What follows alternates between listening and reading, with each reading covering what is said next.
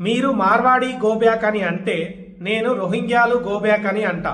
ఈ మాట మాట్లాడింది ఎవరు? బండి సంజయ్, కేంద్ర హోంశాఖ సహాయ మంత్రి. అతను ఏమంటున్నాడంటే, మనము మార్వాడి గోబ్యాక్ అని మనం అంటే అతనట రోహింగ్యాలు గోబ్యాక్ అని అంటాడట.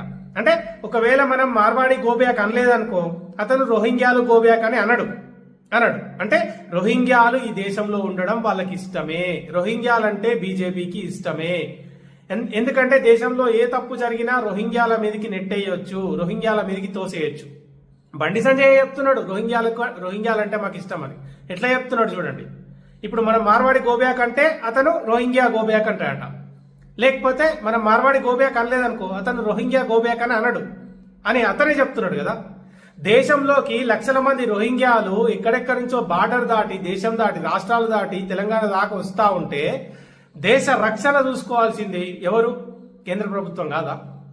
కేంద్ర హోంశాఖ సహాయ మంత్రివి నువ్వు.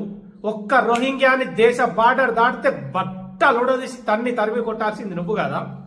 వాడు ఎక్కడో కాశ్మీర్లో బార్డర్ దాటి ఇన్ని రాష్ట్రాలు దాటుకుంటూ వచ్చి హైదరాబాద్ దాకా వస్తుంటే ఏం చెప్తాను?